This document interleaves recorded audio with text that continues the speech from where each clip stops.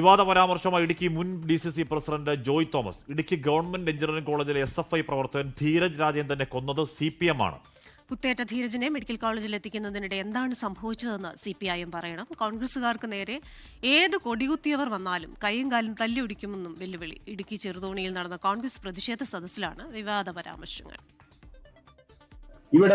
ഇവിടെയുള്ള കോളേജ് വിദ്യാർത്ഥിയെ കൊന്നുകളഞ്ഞ ആളുകളാണ് ഇവർ. എന്നിട്ട് അതിന്റെ ഭാവഭാരം മുഴുവൻ ഇവിടെ കോൺഗ്രസ് പ്രവർത്തകന്മാരെ, KSU പ്രവർത്തകന്മാരുടെ പേരിൽ അവരുടെ തലയിൽ കെട്ടിവെച്ചിരിക്കുകയാണ്. ധീരജിനെ ഇവിടെ നിന്ന് എടുത്ത് കൊണ്ടുപോയി ആ മെഡിക്കൽ കോളേജിലേക്ക് കൊണ്ടുപോയ വഴിയിൽ എന്താണ് സംഭവിച്ചതെന്ന് മാർക്സിസ്റ്റ് കമ്മ്യൂണിസ്റ്റ് പാർട്ടി പറയണ്ടേ? സ്ത്രീകൾ ഭരിക്കുന്ന ഭരണസമിതികളിൽ മാർക്സിസ്റ്റ് പാർട്ടിയുടെ ആ നേതാക്കന്മാരല്ല, ഏത് കൊടികുത്തിയും വന്നാലും അവന്റെ കയ്യിൽ ആർക്കും സംശയം വേണ്ട. അത് വനിതകളാണെങ്കിൽ വനിതകൾ ഇറങ്ങി അവർ നേതൃത്വം കൊടുക്കും. രാഹുൽ വിജയൻ ചേരുന്നു. രാഹുൽ, അതെന്താണ് അങ്ങനെ ഒരു ടോക്ക്, അങ്ങനെ ഒരു സംസാരം? അപ്പോൾ അത് വലിയ പ്രതിഷേധം ഉണ്ടാക്കാനിടയുള്ള ഒരു സംസാരമാണ്. ധീരജിനെ ആശുപത്രിയിൽ കൊണ്ടുപോകുന്നതിനിടെ എന്തുണ്ടായി എന്നാണ് മുൻ DCC അധ്യക്ഷന്റെ സംശയം.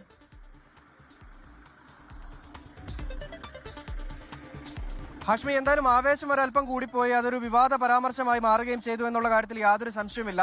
ജില്ലാ പഞ്ചായത്തിനും അതുപോലെ തന്നെ വാഴത്തോപ്പ് പഞ്ചായത്തിനുമെതിരെ CPM കഴിഞ്ഞ ദിവസം വലിയ തരത്തിലുള്ള പ്രതിഷേധം ഉയർത്തിയിരുന്നു. അതിന്റെ ഭാഗമായിട്ട് ചില വാക്ക് തർക്കങ്ങളൊക്കെ നിലനിന്നിരുന്നു. അതിന്റെ ഒരു പ്രതിഷേധ സദസ്സ് കോൺഗ്രസ് ചെറുതോണിയിൽ സംഘടിപ്പിച്ചു. അതിനിടയിലാണ് ഈ മുൻ DCC പ്രസിഡന്റ് ജോയ് തോമസിന്റെ ഇത്തരത്തിലുള്ള ഒരു വിവാദ പരാമർശം ഉണ്ടായിരിക്കുന്നത് എന്നുള്ളതാണ് ഏറ്റവും പ്രധാനപ്പെട്ട കാര്യം.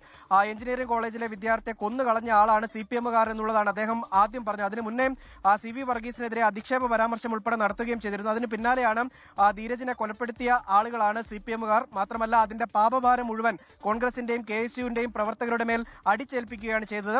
ധീരജിനെ കുത്തേറ്റ് വീണ സ്ഥലത്ത് നിന്ന് മെഡിക്കൽ കോളേജിലേക്ക് കൊണ്ടുപോയ വഴി എന്ത് സംഭവിച്ചു എന്നുള്ളതാണ് അദ്ദേഹം ചോദിക്കുന്നത്. അതിൽ കാലങ്ങളായിട്ട് ഈ സംഭവം നടന്ന് 4 വർഷം കഴിഞ്ഞിരിക്കുന്നു. അന്ന് മുതൽ തന്നെ കോൺഗ്രസുകാർ പ്രധാനമായും പറയുന്ന ഒരു ആരോപണം അല്ലെങ്കിൽ ആക്ഷേപം എന്ന് പറയുന്നത് ധീരജ് ഈ സംഭവ സ്ഥലത്ത് വെച്ച് കുത്തേറ്റിട്ടില്ല, ആശുപത്രിയിൽ എത്തുന്നതിനിടയിൽ സംഭവിച്ച അപകടമാണ്, അവിടെ ഈ ആശുപത്രിയിൽ എത്തുന്നതിനിടയിലാണ് മരണം സംഭവിച്ചിരിക്കുന്നത്, അതിൽ ഗൂഢാലോചന ഉണ്ടെന്നൊക്കെയാണ് അവരുടെ വിചിത്രമായ വാദം. എന്തായാലും അതൊന്നും അങ്ങനെയല്ല എന്നുള്ള കാര്യം പൊതുസമൂഹത്തിന് ഏറെക്കുറെ ബോധ്യപ്പെട്ടതുമാണ്. ആശുപത്രിയിലേക്ക് കൊണ്ടുവന്നത് നേരത്തെ ഒരു ജില്ലാ പഞ്ചായത്ത് മെമ്പറുടെ വാഹനത്തിലാണ്. അത് CPM-കാരനാണ്.